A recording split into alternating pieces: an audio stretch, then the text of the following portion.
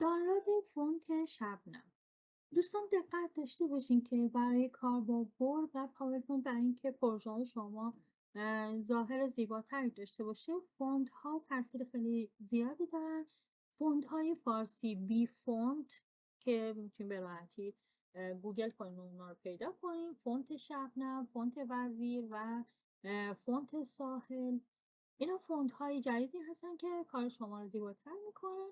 کافیه که توی گوگل بنویسیم دانلود فونت و وقتی که دانلود رو زدین یه لیست از فونت ها رو به شما نشون میده و سایت هایی که این فونت رو دارن به صورت رایگان یا حالا با دریافت مبلغی ارائه میدن. شما اگر دوست دارین که رایگان باشه میتونید بنویسین فونت مثلا شبنم رایگان و فونت رو سرچ کنین و دانلود رایگان فونت رو انتخاب کنین، دانلود به صورت اتوماتیک یا دانلود به صورت دستی، و میبینین که فونت برای شما به صورت خودکار دانلود میشه. این گزینه شو این فولدر رو انتخاب کنین، گوشه دانلود شدهتون رو کپی کنین، روی میز کارتون بیارین و به این صورت یک فایل زیپ شده در اختیار شما قرار میگیره. کلیک راست اکسترکت هیر و اون فایل رو از حالت فشرده خارج کنین. بعد از اینکه فایلتون از حالت فشرده خارج شده وارد میشین، این فایلی که در اون فولدر به نام ایران سنس TTF یا حالا شبنم TTF پسوند فایلی هست که شما برای فونتتون استفاده میکنین. کلیک راست و ببینید که من قبلا ایران سنس رو نصب کردم و از همین پرسه اگر که قبلا نصب کردی میخوای ریپلیسش کنی یا اینکه میخوای صرف نظر کنی. ببینید فونت شبنم رو هم ما از حالت زیپ شده خارج کردیم، اینجاست و به این صورت کلیک راست ویو رو روی حالت لارج بذاریم که فونتمون راحت تر ببینیم.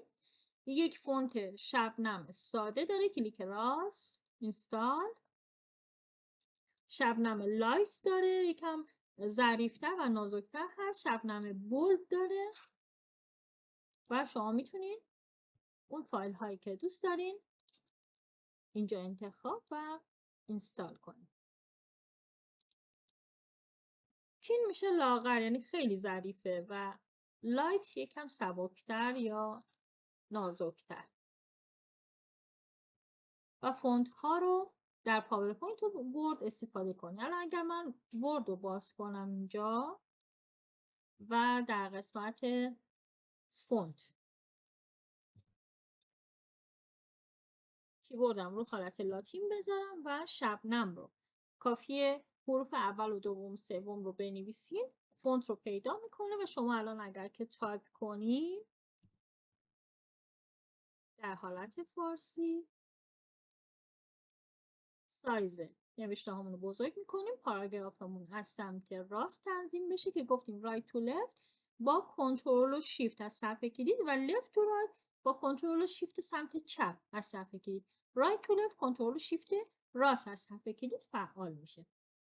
و تنظیم پاراگراف ها چپ چین، وسط چین و راست چین از این قسمت انجام میشه. لفت چپ چین، سنتر وسط چین و رایت راست چین.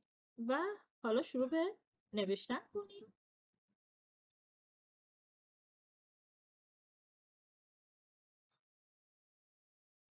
به نام خداوند شعر و غزل، اینتر، یکم میام جلوتر اسپیس میزنیم. به نام خداوند از این با فونت شبنم بود. حالا میخوام فونت هم عوض کنم، بیام اینجا فونت ساحل رو میتونیم بنویسیم یا اینکه فونت هایی که ریسنتلی یوز یعنی اخیرا استفاده کردیم اینجا توی لیست بالاتر قرار میگیره و من میتونم ادامه بدم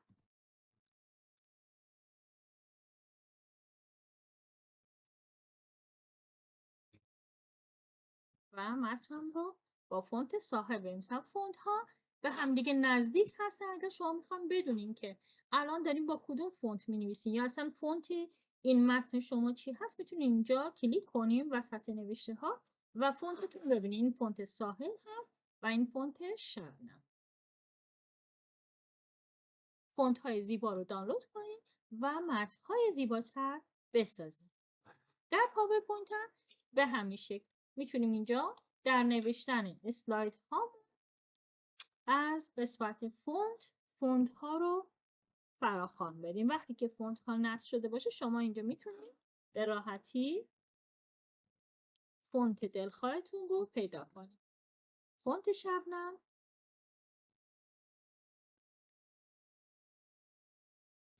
خداوند شعر و قلم و فونت ساحل، تیر، ساحل و بنویسید. خداوند